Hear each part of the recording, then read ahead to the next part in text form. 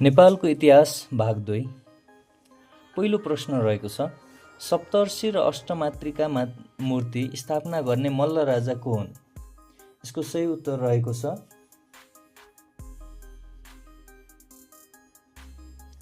रत्नमल्ल। तिलौराकोट र कुदानका राजाका बीचमा विवाद परेको नदीको नाम के हो? यसको सही उत्तर रहेको छ रोहिणी नदी।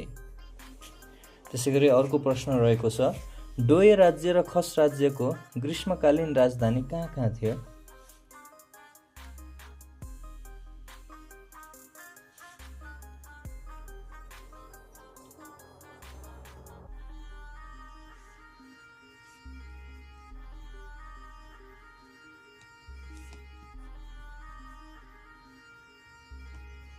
बाराको सिमरौनगढ र जुम्लाको सिजा।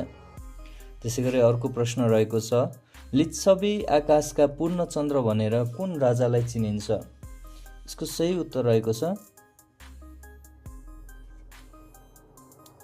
नरेन्द्रदेव। त्यसैगरी अंशुवर्मा कुन वंशका राजा थिए? यसको सही उत्तर रहेको छ ठकुरी वंश। त्यसैगरी जनमत सङ्ग्रह घोषणापछि राजीनामा दिने प्रधानमन्त्री को हुन्? यसको सही उत्तर रहेको छ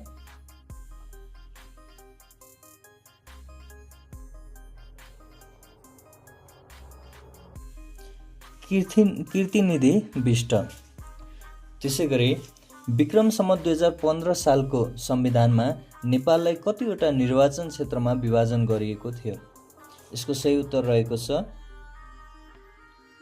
109 वटा निर्वाचन क्षेत्रमा विभाजन गरिएको थियो।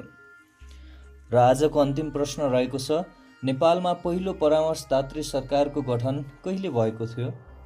यसको सही उत्तर रहेको छ